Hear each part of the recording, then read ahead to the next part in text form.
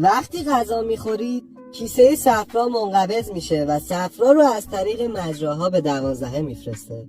حرکات قطع قطع کننده در روده باریک غذا رو با شیره گوارشی مخلوط میکنه و این مخلوط رو برای هضم بیشتر به جلو میبره. آب و مواد مغذی ضروری از طریق برآمدگی‌های کوچک انگشت مانند به نام پرز وارد جریان خون میشن. با ادامه یافتن حرکات کرمی، مواد زائد حاصل از فرایند گوارش به روده بزرگ منتقل میشه. در اینجا آب بیشتری جذب میشه. باکتری‌های روده بزرگ به تجزیه مواد مغذی و باقی مانده ها کمک میکنن و پسماند رو از حالت مایع به مدفوع تبدیل میکنن. حرکات کرمی نیز به حرکت مدفوع به سمت راست روده کمک میکنه.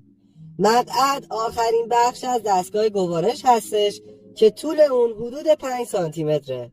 مقعد توسط ماهیچه‌های بنداره احاطه شده که برای کنترل خروج مدفوع اهمیت داره. این ناحیه به شما امکان میده که تشخیص بدید که محتویات درون راست روده مایع، گاز یا جامد هستش.